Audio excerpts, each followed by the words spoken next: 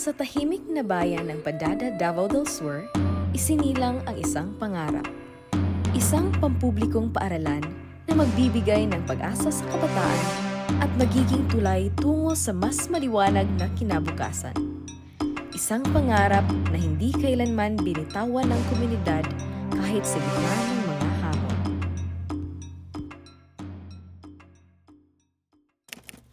Marso 9, 1994 sa pamumuno ni Mayor Attorney Carmelo C. De Los Santos III, isang mahalagang hakbang ang ginawa ng Sangguniang Bayan ng Padada. Sa pamamagitan ng resolusyon bilang 048 at 049, nanawagan sila sa Department of Education, Culture and Sports na buksan ang Padada Public High School, isang hakbang upang bigyang pag-asa ang mga kabataang naghahangad ng edukasyon. Hunyo 6, 1994, nagsimula ang operasyon ng Padada Public High School.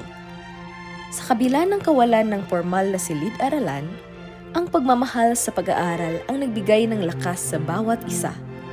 Ang lilim ng mga mangga at ang simpleng gymnasium ay naging tahanan ng kaalaman.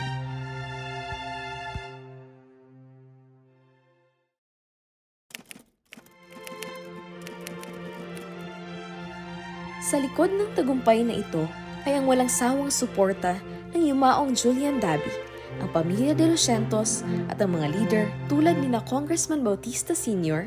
at Gregorio Andolana. Sa pag-abra ng Republic Act 1874 noong Hunyo 19, 1995, opisyal na isinilang ang Carmelo C. De Los Santos Sr. National Trade School, isang tagumpay na patagal inasam ng bayan ng Padada. Taong 1997 nang maitayo ang unang 4 na silid-aralan mula sa pondo ni Congressman Alejandro Almendros Jr. Sa wakas, natamasa ng mga estudyante ang komportableng lugar para matuto. Isang patunay na ang pangarap ay kayang gawing realidad.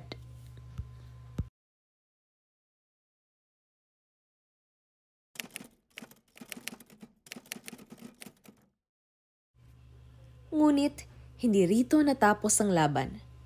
Ang pamilya De Los Santos ay nagbigay ng 1 ektaryang lupa at kalaunan, isang dakilang pilantropo na si Pablo Villaber ang nagbigay ng 5 ektarya, kung saan 3.5 ektarya ay inilaan sa CCNTS.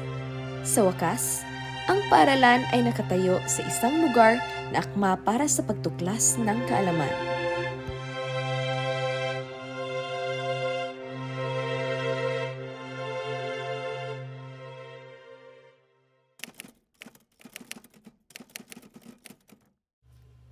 Sa kasalukuyan, ang Carmelo C. De Los Santos Sr. National Trade School ay naging simbolo ng dedikasyon at tagumpay. Hinuhubog ang mga kabataang handang harapin ang mundo ng teknikal na kasanayan at propesyon.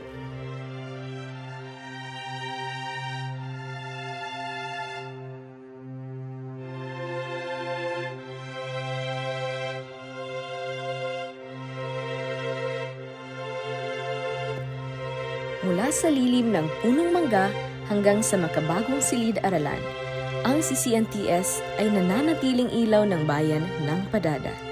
Isang paaralang itinayo sa pangarap, sakripisyo at walang hanggang pagmamahal sa edukasyon.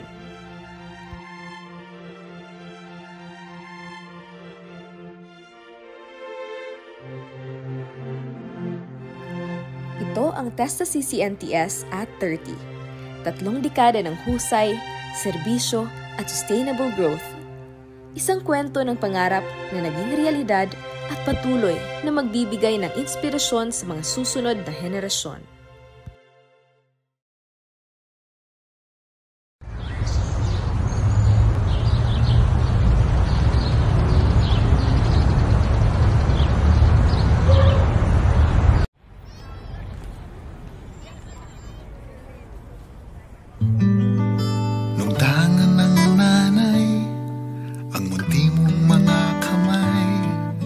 Ika'y tuwang-tuwa, panatag ang loob sa damdaming ika'y mahal.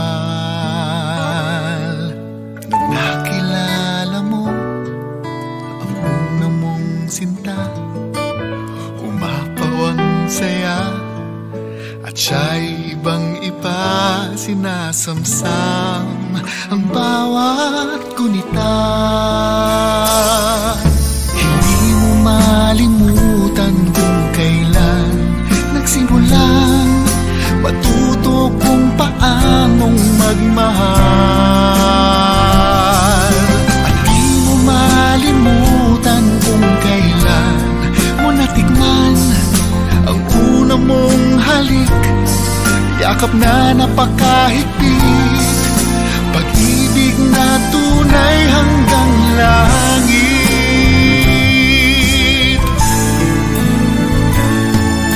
Nung tayo'y nagkakilala nang hindi sinasadya, ikaw lang ang napansin, nahuli sa isang tingin at sa pagbati mong napakalambing.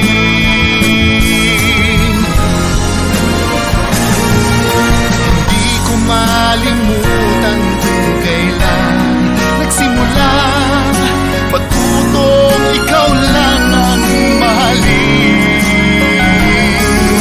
Hindi ko malimutan kung kailan ko natikman ang tamis ng iyong halik, yakap na napakahigpit, pag-ibig mong tunay hanggang langit. Hindi mo malimutan kung kailan nagsimulang magtuto kung paanong magmahal. Hindi ko malimutan kung kailan ko natikman ang tamis ng iyong halik, yakap na napakahigpit, pag-ibig mong tunay